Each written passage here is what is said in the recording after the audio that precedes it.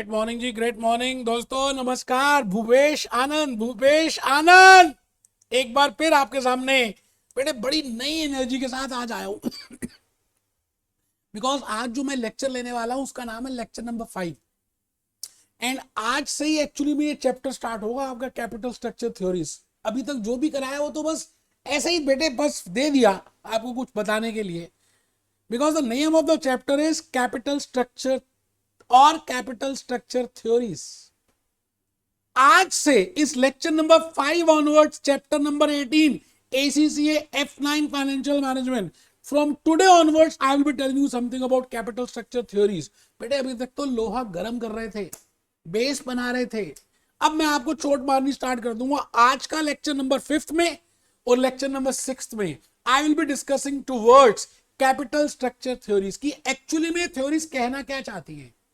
And as a finance manager, whether as per you in today's aspect, in today's parlance in 2027 or 2026, whether these theories have an important role, क्योंकि आज से 100 साल पहले बनाई थी किसी ने, है ना। आज भी हम उनको फॉलो कर रहे हैं, वो फिरंगियों की बातों को सुनते हैं।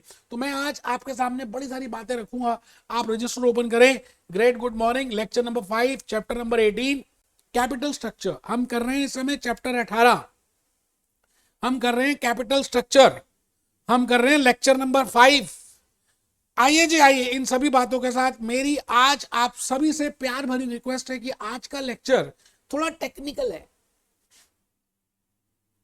मैंने उसको इजी बनाने की बड़ी मेहनत की है, तो आप प्लीज अच्छी तरह से उन सभी बातों को नोट करना। मैंने ऊपर लिखा जी ACCA skill level financial management F9, और आपके सामने मैं एजेंडा ऑफ द लेक्चर लिख रहा हूं। मैं अपनी स्टोरी भी बताऊंगा और ये कहना चाहता हूं कि सच में जो गाना चाहते हैं वो गाना ढूंढ लेते हैं। It means those who want to clear in the first attempt they clear in first attempt. बाकी तो दोस्तों रीजंस हजारों हैं, आप जो मर्जी देते रहिए। इन सब बातों के साथ I think the lecture number 1 chapter number 18 में ही, चैप्टर नंबर 18 में ही, लेक्चर नंबर 1 में मैंने आपको ये फोटो आपके साथ शेयर की थी, वहीं से मैंने ये स्लाइड आज कॉपी पेस्ट की। बेटे I have told you in that lecture that it is not, we don't have any formula, we don't have any any unique method with the help of which we can say that this is the best and this is not the best, because it depends upon so many factors. So as a finance manager, what is my best debt equity mix? It depends, because all have different thoughts. I have a different thought, you can have a different thought, your friend can have a different thought. आप बताओ ना, एक लड़का एक लड़की को देखने जाता है मैरिज के लिए, तो लड़के के मन में कुछ होता है, लड़के के भाई में कुछ होता है, उसके व्यूज कुछ और हो सकते हैं कि लड़की ठीक नहीं है, या लड़का लड़के को अच्छी लगती है, या उसके मम्मी डैडी को नहीं अच्छी। There are so many factors which are taken into account. तो मैं as a finance manager, because we have to conclude with financial decisions today, so I will be starting with the financial decision topic, last topic. No doubt it will be taking 2 or 3 lectures. मैं आपको ये कहना चाहता हूं कि financial decisions में मेरा important point ये था, what are the sources of fund we have discussed, what is the cost of capital we have calculated. Now the point is whether, what are the theories, what are the capital structure theories which are to be taken into account. तो बेटे उन capital structure theories को आज हम करने जा रहे हैं। मैं आज आपसे ये कहना चाहता हूं कि किसी भी चीज को देखने के 2 पहलू होते हैं, 2 थॉट्स होती हैं। दुनिया में चलती आई है 2 रीत। तो there are 2 schools of thought. Similarly, what is my best debt equity mix? बेटे कोई कैप्सूल नहीं है कि आप capsule as a finance manager खाएंगे तो Coca Cola debt equity mix ये होना चाहिए 3:1, या equity gearing should be 3:1. For Amazon this should be the debt equity mix. For Apple computer this should be the debt equity mix. There is no fast rule. It is only depending upon different factors. और मैं तो reality में कहूंगा ये trial and error method है यार। आपको ये चेक करना है कि कौन से मेथड को ज्यादा एक्सेप्ट कर रहे हैं शेयर होल्डर्स, मार्केट कौन से चैप्टर, कौन से ज्यादा डेट इक्विटी मिक्स को, इक्विटी गेयरिंग को, कैपिटल गेयरिंग को, इंटरेस्ट गेयरिंग को ज्यादा एक्सेप्ट कर रही है। तो कोई मेरे पास हार्ड एंड फास्ट रूल नहीं है, ना आपके पास हो सकता है। दुनिया चलती है, चल रही है, बट हम जनरल बातों को समझेंगे और फिर हम अपना माइंड यूज करके केस टू केस रेफर करता है यार ऑटोमेटिक। अब आप बताइए, डॉक्टर के पास इतने सारे पेशेंट आते हैं, अभी कोविड चला गया, 2 साल हो गए, आप बताइए कोविड में किस किस अलग अलग तरह के पेशेंट्स आए थे, तो उन्होंने अलग अलग तरह की कुछ ना कुछ मेडिसिन दी होंगी। या एक पेशेंट, एक डॉक्टर के पास सुबह से लेकर शाम तक अलग अलग तरह के पेशेंट्स आते हैं and doctor is prescribing different types of medicine. Similarly here also you are a finance doctor, so you have to see that what is the best debt equity mix, the optimal capital structure for your company, and it depends upon so many reasons. तो आज के इस lecture के through मैं ये कहना चाहता हूं कि अगर हम डेट की प्रोपोर्शन को बढ़ाते जाएं, जैसे रूह अफ़ज़ा डालते जाएं ज्यादा एक पानी में, ग्लास में रूह अफ़ज़ा डालते जा रहे हैं तो मीठा बढ़ता जाएगा. अच्छा, जब मीठा बढ़ेगा तो रिटर्न बढ़ेगा, मजा तो आएगा, but it has also negative factor, that is risk factor involve in that. क्योंकि ज्यादा मीठा खाने से नेगेटिविटी भी आएगी, शुगर लेवल भी बढ़ जाएगा.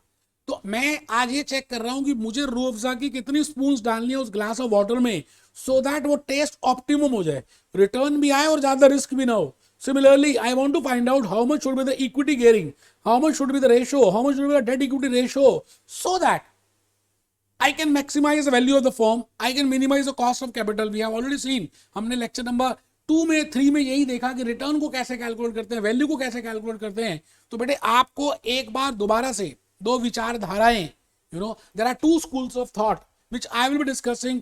एक कहती है कि डेट बढ़ाते जाओ, कोई फर्क नहीं पड़ने वाला. मोडी गिलानी मिलर बेवकूफ लोग थे, जर्मनी से आए थे. कुछ लोग ऐसे कहते हैं कि फर्क पड़ेगा, एक लेवल के बाद फर्क पड़ेगा.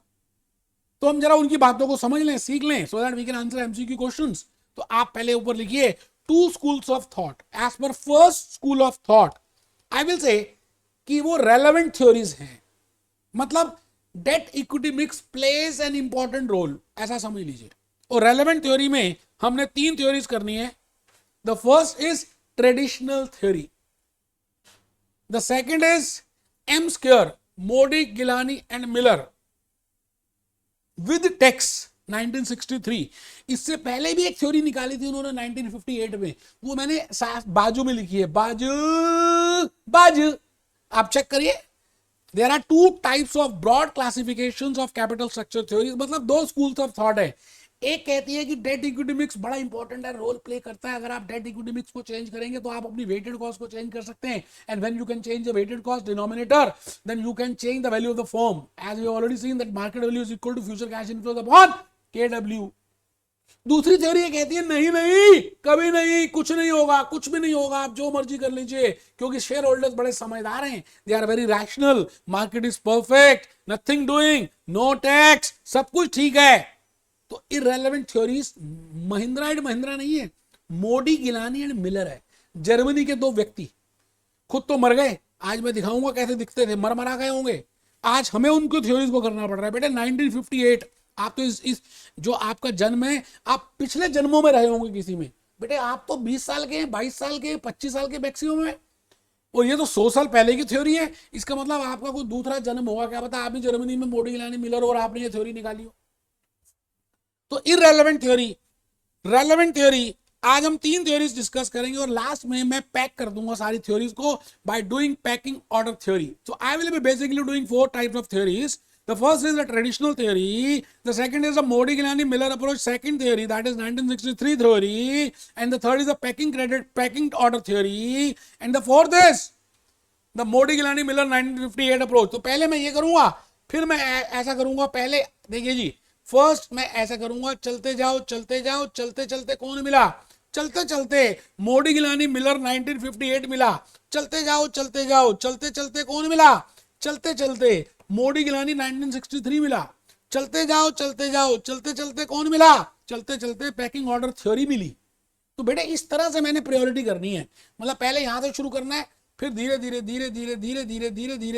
यहां पे समझाना है, फिर धीरे धीरे यहां पे आना है, और फिर धीरे धीरे यहां पर आना है. आप मेरी बात को समझ रहे हैं बेटा? सब कुछ कवर करूंगा, मैं कह रहा हूं ना 100% कवर करूंगा यार. लेक्चर 5 तक तो मैंने आप देखे ना बेस ही बनाया, 4 पहले लेक्चर्स. इसका मतलब मेरी इंटेंशन है ना आपको समझाने की, बताने की, पढ़ाने की. आइए जी, आइए. आप जब साथ लिखते हैं ना, कमर सीधी करके बैठते हैं, टेबल चेयर में बैठ के पढ़ते हैं, मोबाइल फोन को ऑफ रखते हैं, तो ज्यादा मजा आता है यार, क्योंकि आपका फोकस वहां पर है. यद भावम तद भवति, जैसे आपके भाव होंगे वैसे ही होगा. Your thoughts will become reality, your words will become reality. आप बार बार बोलो कि आप पास हो गए हो, आप हो जाओगे. तो माय डियर फ्रेंड्स, आज के इस लेक्चर के थ्रू मैं भूपेश आनंद आपको ट्रेडिशनल व्यू की बातें करने वाला हूं, ट्रेडिशनल थॉट्स की बातें करने वाला हूं। इसका वैसे नाम है रेलेवेंट थ्योरीज, ठीक है जी। As a name indicates relevant, ये थ्योरीज ये कहती हैं कि जैसे जैसे आप रूह अफ़ज़ा को ऊपर नीचे करते जाओगे, कंसंट्रेट ज्यादा डालोगे, तो उसका मीठा बढ़ जाएगा और एक लेवल के बाद इतना मीठा हो जाएगा, शुरू शुरू में तो अच्छा लगेगा, लेकिन एक लेवल के बाद इतना मीठा हो जाएगा कि आप पीना ही बंद कर दोगे। It means debt, proportion of debt, proportion of weight, proportion of this equity gearing is an important factor। आप बढ़ाइए क्योंकि debt is a cheaper cost. अच्छा, ये जो थ्योरी आई थी ना दोस्त, ये आई थी आज से 100 साल पहले, है ना। मोडी गिलानी से भी पहले, मोडी गिलानी का 1958 लिखा है, उससे पहले आई होगी। ये जो फिरंगी है ना, सारे फिरंगियों ने थ्योरी बनाई है। इन्होंने क्या किया, पहले 200-250 लोगों देशों को गुलाम बना दिया, उनको लूटा, फिर पढ़ाई शुरू कर दी, फिर थ्योरीज निकाल दी, और आज भी हम उन फिरंगियों की थ्योरियां पढ़ रहे हैं। तो मैं आपसे ये कहना चाहता हूं, what I want to say you is that whenever we are doing any theory, कुछ भी करते हैं, जैसे चेस बनी, तो चेस में कुछ अजम्पशंस ये है कि हाथी की चाल सीधी होगी, ऊंट की चाल टेढ़ी होगी, है ना, और घोड़ा ढाई की चाल चलेगा। जैसे क्रिकेट की गेम है, आपको पता है क्रिकेट की गेम में क्या होता है, कुछ अजम्पशंस होती है। मैंने देखो क्रिकेट की गेम रखी है, एक बैट्समैन होगा, एक बॉलर होगा, एक एम्पायर बॉलर के साथ खड़ा होगा, एक थर्ड एम्पायर, सेकंड एम्पायर भी होगा, लेग एम्पायर, एक थर्ड एम्पायर वहां बैठा होगा। अच्छा, बॉल का साइज होगा, बैट का साइज होगा। अच्छा, प्लेयर्स ऐसे ऐसे फैले होंगे, यू नो। तो it means it is a cricket game. Similarly if I see football, if I see table tennis, if I see long tennis, if I see badminton, आप कोई भी कुछ भी देखिए ना कहीं वो अजम्पशंस पे आधारित है। मैं भी तो अज्यूम कर रहा हूं कि आप घर में बैठ के ईमानदारी से मेरे लेक्चर को सुन रहे हो, क्या पता ना कर रहे हो, क्या पता लेट के पढ़ रहे हो, क्या पता हैंड रिटन स्लाइड सीधे बना रहे हो, और क्या पता मोबाइल में चिट चैट कर रहे हो, साथ साथ क्लास अटेंड कर रहे हो। But I have to assume something, you know. Similarly, whenever I am going for any theory, any of the theories, you know, in this, whether I am going for theoretical theory, or whether I am going for Modigliani theory, or whether I am going for pecking order theory, I have to assume something। मुझे कुछ assume करना पड़ेगा, मुझे कुछ बातों को मानना पड़ेगा। मानो या न मानो, फिर भी कुछ मानना पड़ेगा। तो बेटे मैंने पहले कुछ assumptions लिखी हैं, आप पहले लिख लें, फिर हम इसकी थ्योरी के बारे में चर्चा करेंगे, थ्योरी कहना क्या चाहती है।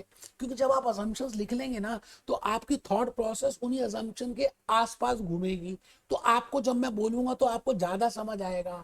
आप प्लीज लिखेंगे, प्लीज मेरे दोस्त, हेडिंग लिखिए, कमर सीधी करिए, हेडिंग लिखिए traditional view of capital structure में ए पॉइंट असम्पशंस, मतलब ट्रेडिशनल थ्योरी में ए पॉइंट असम्पशंस लिखनी है। बेटे 5-6 असम्पशंस। नो टैक्स, पहला असम्पशन तो यह है कि शायद उस जमाने में इतने ऑर्गेनाइज नहीं रहे होंगे। नो लगान, no tax, no GST, no individual tax, no corporate tax, कुछ नहीं। सार्डिनल रहोगे तो ऐश करोगे, कोई टैक्स नहीं देना। ये थ्योरी ने एक बात को अज्यूम किया कि हम आपके ऊपर कोई भी टैक्स या कोई भी कर या कोई भी जीएसटी या कुछ भी नहीं लगाएंगे, है ही नहीं।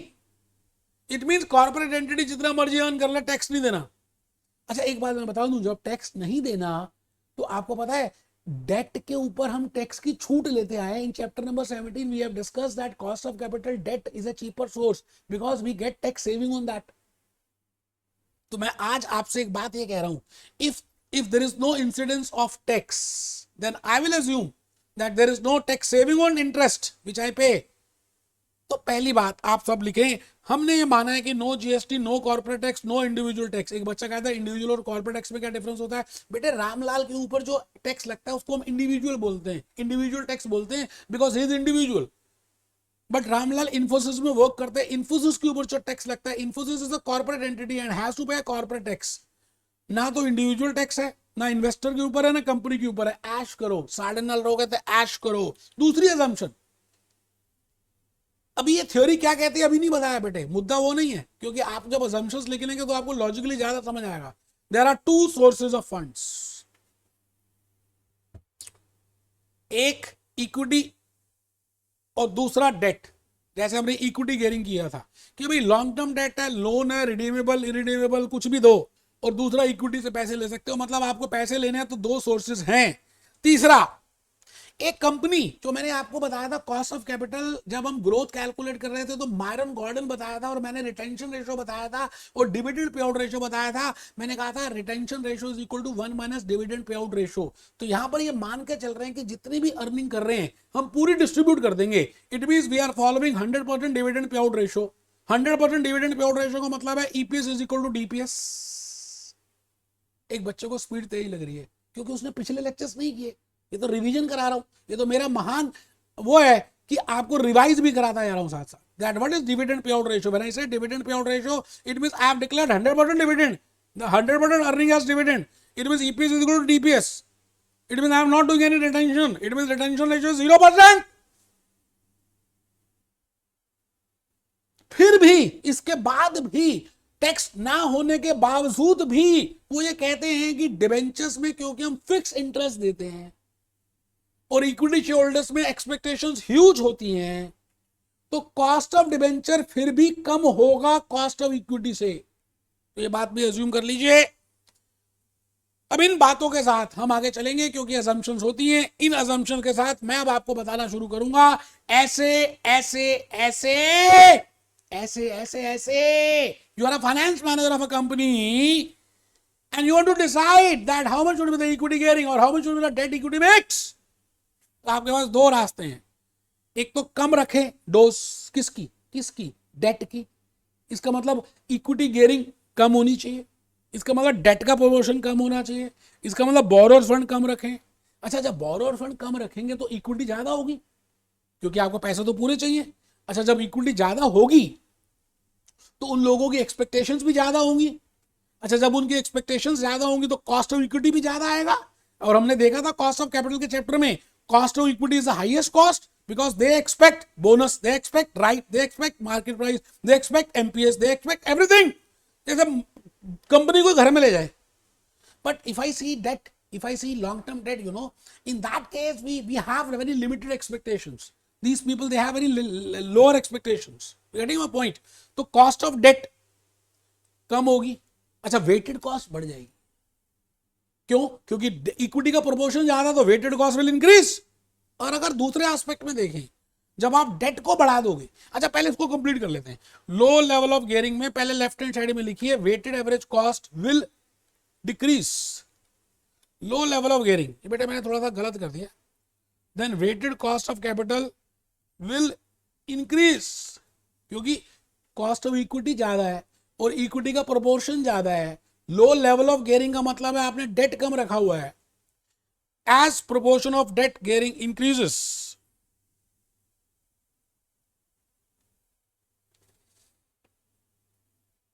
ये बेटा मैंने थोड़ा सा ना सेंटेंस ठीक नहीं लिखा, आप मत लिखिए इसको, आप यहां तक लिखिए बस। लो लेवल ऑफ गियरिंग का मतलब क्या है? मैं आपसे ये पूछ रहा हूं, लो लेवल ऑफ गियरिंग का मतलब क्या है? डेट कम है, इक्विटी ज्यादा है, ऐसा समझ लीजिए। तो उस केस में वेटेड एवरेज कॉस्ट ज्यादा होगी, ठीक है। अब आप बताइए, आपने निकाला था मार्केट वैल्यू ऑफ एंटिटी, जो मैंने लेक्चर नंबर 2 में बताया था या फर्स्ट में बताया था। मैंने कहा था यहाँ पे लिखते हैं फ्यूचर कैश फ्लोज और यहाँ पे डिवाइड करते हैं KW से, लेक्चर 2 में बताया था। तो अब आप ये बताइए, जब आप फ्यूचर कैश फ्लोज यहाँ पे लिख रहे हैं और KW यहाँ पे लिख रहे हैं, तो जब ये बढ़ जाएगा तो ऑटोमेटिकली कोफिशिएंट, जब डिनोमिनेटर बढ़ेगा तो कोफिशिएंट कम आएगा। It means market value of entity will decrease.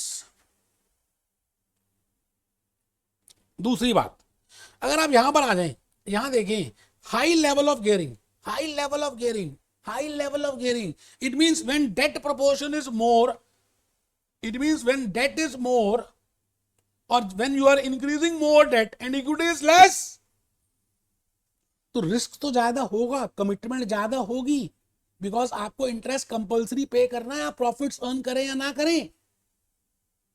But return भी ज्यादा होगा, कॉस्ट ऑफ डेट कम होगी, because cost of debt, no doubt tax we have assumed at 0, but still we have seen that to the debenture holders, to the loan notes, we have to pay a fixed amount.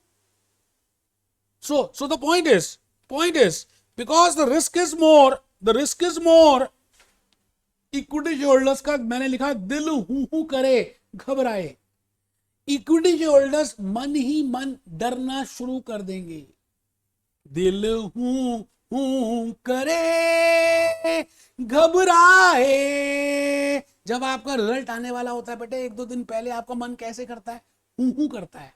Equity holders डरे रहेंगे कि भाई इन्होंने date बढ़ा दिया, risk बढ़ जाएगा, अब प्रॉफिट होगा तो पहले उनको देना पड़ेगा, हमें तो बाद में मिलेगा। ऐसी भावनाएं आएंगी, ऐसे विचार आएंगे, क्योंकि वो भी तो इंसान है, उनकी भी तो फैमिली है, उनको भी तो घूमने का मन करता है, उनका भी तो ऑल ओवर वर्ल्ड जाने का दिल करता है, उनको भी तो अर्टिगा खरीदनी है। तो उनके मन में शंका पैदा हो जाएगी। And whenever there is a negative thought, they will expect more. वो ज्यादा एक्सपेक्ट करना शुरू कर देंगे। आप बताओ ना, जब आप बेचैन होते हो तो ज्यादा रिएक्ट करते हो, तो ज्यादा रिएक्शन देंगे। अच्छा, जब वो ज्यादा रिएक्ट करेंगे तो कॉस्ट ऑफ इक्विटी बढ़ जाएगी। अच्छा, जब कॉस्ट ऑफ इक्विटी बढ़ जाएगी तो जितना फायदा डेट बढ़ाने से हुआ वेटेड कॉस्ट में, उससे ज्यादा तो घाटा ही हो जाएगा। अल्टीमेटली वेटेड कॉस्ट बढ़नी स्टार्ट हो जाएगी और अल्टीमेटली वैल्यू ऑफ फर्म गिर जाएगी। कहने का मतलब ये हुआ कि ना तो लो इक्विटी गेयरिंग अच्छी है, ना हाई इक्विटी गेयरिंग अच्छी है। ये थ्योरी ये कहना चाहती है कि हाँ, शुरू में फर्क पड़ेगा। जब आप डेट के प्रोपोर्शन को बढ़ाते जाओगे तो डेट से वेटेड कॉस्ट कम आएगी और वैल्यू बढ़ेगी, लेकिन एक ऐसा पॉइंट जब आप रीच कर जाओगे, दैट इज इक्विलिब्रियम पॉइंट। एक ऐसा पॉइंट जहां पर वेटेड एवरेज कॉस्ट कम होगी, लेकिन उस पॉइंट के बाद धीरे धीरे धीरे धीरे वेटेड एवरेज कॉस्ट बढ़ जाएगी। अगर आप डेट बढ़ाते गए, अल्टीमेटली फिर वेटेड कॉस्ट इंक्रीज हो जाएगी और आपकी वैल्यू ऑफ फर्म कम आएगी। आइए आइए दोस्तों, पहले एक समरी लिख लीजिए, फिर बताऊंगा आपको। समरी किसकी? समरी ट्रेडिशनल थॉट की। There is one optimum level of gearing, return will be maximized, weighted cost will be minimized, value of firm can be maximized। अभी मैं एक चित्र दिखाऊंगा, चित्र रूपा। अभी आपके कैप्लन, आपके बीबीबी से आई will be showing you one photograph. एक ग्राफ दिखाऊंगा और उस ग्राफ से खुद पता चल जाएगा कि जो मैं कह रहा हूं उसकी बात है या नहीं। आप पहले लिखो ना, आप लिखो ना, किसकी समरी लिख रहे हो बेटे? किसकी लिख रहे हो? Summary of traditional approach. It means वो ये कहना चाह रहे हैं कि डेट को बढ़ाने से वेटेड कॉस्ट कम होगी, लेकिन एक लेवल तक कम होगी। उस लेवल को जब आपने अचीव कर लिया, and that level it depends from company to company, there is no hard and fast rule that this is set pattern. It depends upon that, it depends upon the trial and error method. So after that point, weighted average cost will start increasing and ultimately your market value of the firm will decrease. So finance manager has to find out that point. ठीक है sir? उस point में क्या होगा? Return maximum होगा, weighted cost कम होगी, value of firm maximum होगी। Return maximum होगा तो रिटर्न मैक्सिमम होगा तो वेटेड कॉस्ट कम होगी, तभी होगा। आइए आइए हम इसको एक बार जरा जल्दी से कहां से देख लें, बोलो ना। मैं चाहता हूं कि आप एक बार इसको अपने फोटो, अपने कैप्लन निकालिए दोस्त।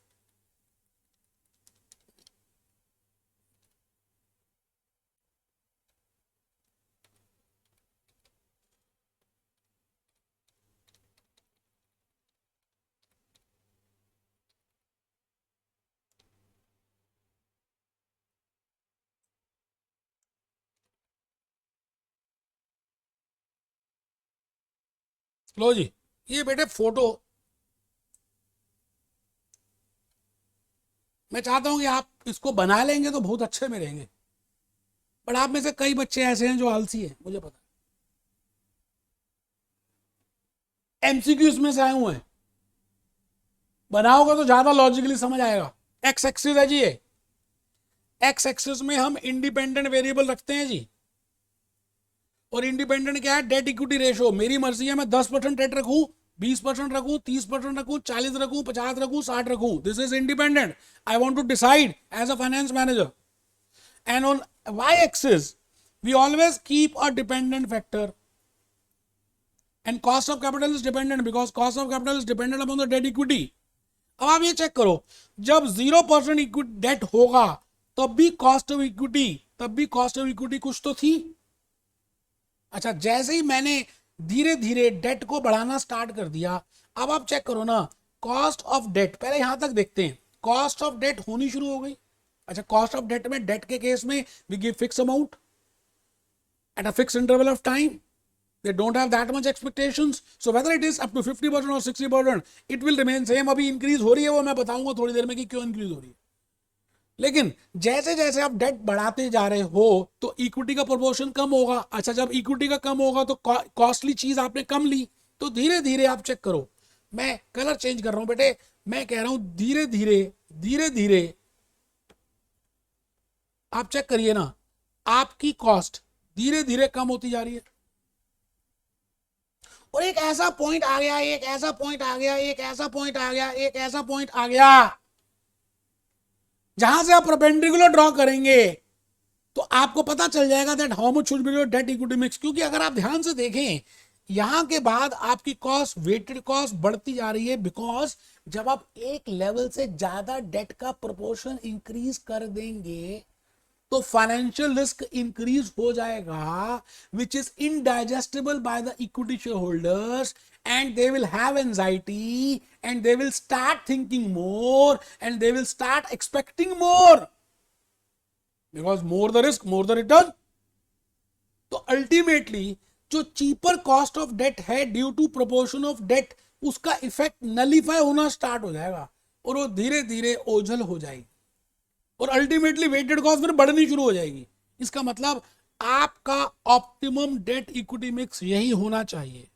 बहुत बढ़िया, ये चेक करिए, इस पॉइंट को उन्होंने अच्छी तरह से अलग से एक पॉइंट में और बताया है कि एक लेवल के बाद, ये चेक करिए, मार्केट वैल्यू को अगर हम डिटरमाइन करें बेटे, जैसे जैसे वेटेड कॉस्ट कम होती जाएगी, कम होती जाएगी, कम होती जाएगी, कम होती जाएगी, कम होती जाएगी, we know that we calculate market value with the help of future cash flows upon KW, this is market value. जैसे जैसे आप ये देखिए ना, जब ये कम होती जाएगी तो ये बढ़ती जाएगी, लेकिन एक ऐसा पॉइंट आएगा जहां पर इसके बाद वेटेड कॉस्ट बढ़ती जाएगी, इसका मतलब वैल्यू ऑफ फर्म कम होती जाएगी। मुझे लगता है मैंने बहुत बढ़िया समझा दिया है। अब आप आ जाइए दूसरी थ्योरी में। हम करने जा रहे हैं इस समय सेकंड थ्योरी, और उसका नाम है मोडिगिलानी सेकंड विचारधारा, irrelevant theory. Irrelevant means Modigliani का फर्स्ट थ्योरी 1958 का लिख दें, Modigliani and Miller, M square, Mahindras and Mahindras नहीं है, मोडिगिलानी एंड मिलर है। इसने भी दोबारा अज्यूम किया बेटे, मोडिगिलानी ने दो थ्योरीज निकाली, एक थी नो टैक्सेशन की 1958 में, फिर लोगों ने थप्पड़ मारे, उनको रिवोल्ट किया, तो उन्होंने फिर एक अजम्पशन को काटा करके मान लिया टैक्स है। तो अभी हम देखेंगे, आप पहले लिखिए second school of thought, Modigliani Miller, M square, no taxation, irrelevant theory. अब दोबारा से हम बेटे पहले अजम्पशंस को देखेंगे। अजम्पशन पहली उन्होंने ली कि रैशनल इन्वेस्टर्स हैं, मतलब इन्वेस्टर्स समझदार हैं। वो कहते हैं जी उनको, इन्वेस्टर्स को पता है कि असली चीज किस वजह से the value of the firm will minimise और maximise. They are more concerned with the profitability of an entity, they are not concerned with how they are procuring the funds. वो कहते हैं जी आप बाहर से फेयर एंड लवली लगा लो, आप बाहर से बोरोनिल लगा लो, परफ्यूम लगा लो अंडर आर्म्स में, आप अच्छे लगोगे, बट आपके अंदर नॉलेज अगर है ही नहीं तो कुछ देर में तो पता चली जाएगा, बिकॉज अल्टीमेटली तो नॉलेज ज्यादा इंपॉर्टेंट होती है। और मान के चलते हैं कि आपने परफ्यूम भी नहीं लगाया, आपने बोरो नहीं लगाया, आपने बोरो प्लस नहीं लगाया, आपने ये आईब्रोज नहीं कराई, आपने फेशियल भी कुछ नहीं कराया, बट आपके पास अतीम नॉलेज है, तो शुरू में तो नो डाउट इंप्रेस नहीं करेंगे आप, बट धीरे धीरे आपसे सब इंप्रेस होना स्टार्ट हो जाएंगे, because ultimately knowledge he most important होती है।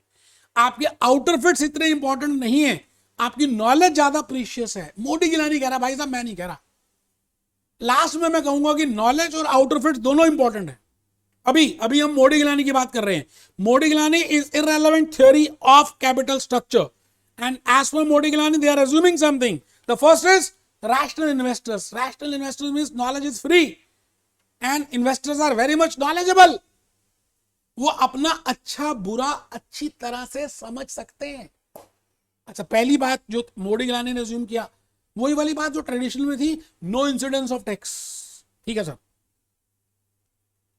As financial risk gearing increases, वो कह रहे जी जब हम डेट की प्रोपोर्शन को बढ़ाएंगे, ठीक है, रिस्क बढ़ेगा, ठीक है, कॉस्ट ऑफ इक्विटी बढ़ेगी, ठीक है, बट अल्टीमेटली जो शेयर होल्डर्स है वो आपकी डेट इक्विटी रेशियो से ज्यादा इंपॉर्टेंट वेटेज देंगे how much you are earning, how much is your operating efficiency.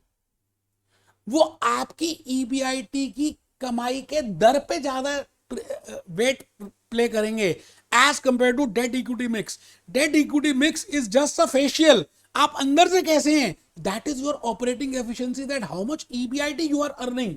Ultimately long run में ईबीआईटी वैल्यू ऑफ फर्म को बढ़ाएगी या कम करेगी। It means if EBIT is increasing, your value of firm will also increase, but if EBIT is decreasing, your value of firm will also decrease.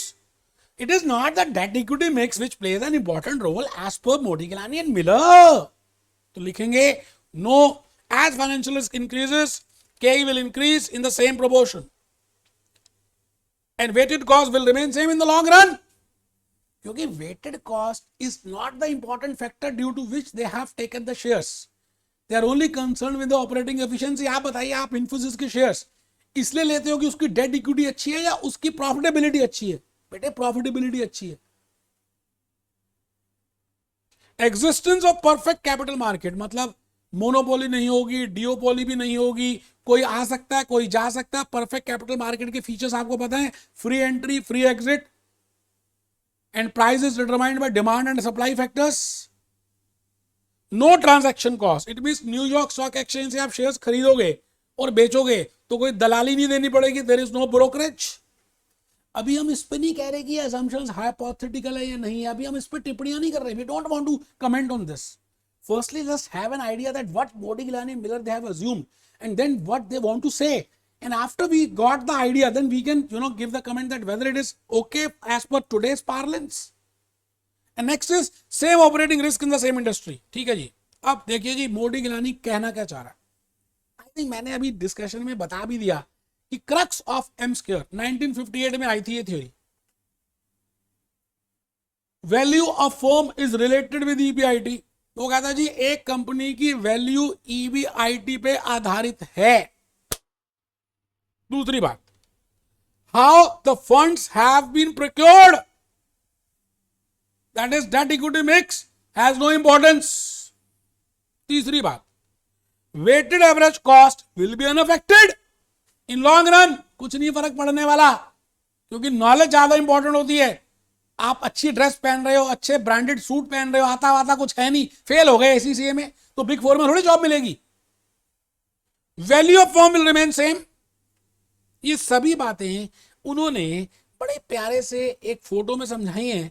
मैं चाहता हूं कि आप अपनी कैप्लॉन के मटेरियल में आ जाएं और हम उस फोटो को देखेंगे, उस चित्र को देखेंगे कि क्या कहना चाह रही है Modigliani and Miller approach. आराम से भाई और बहनों, ये एक्स एक्सिस है, ये वाई एक्सिस है, ये एक्स एक्सिस है, ये वाई एक्सिस है। एक्स एक्सिस में हमने डेट इक्विटी मिक्स ले लिया, वाई एक्सिस में हमने केडब्ल्यू ले लिया। अब आप चेक करिए, अब आप चेक कीजिए कि weighted average cost is same, parallel line है बेटे, बिल्कुल सेम है। अभी ट्रेडिशनल में तो ऊपर नीचे हो रही थी because they have assumed that this is not the most important factor, that how you are raising your funds. The most important is the efficiency, the operating efficiency, the EBIT, the earning profits. तो आप check करिए जी, ये KD है,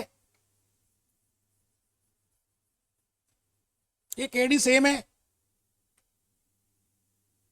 केई ज्यादा है, बिल्कुल ठीक है, टैक्स है ही नहीं, but still weighted average cost will remain same because in the long run the shareholders, they are not motivated by the way you are getting your funds, rather they are motivated by the EBIT.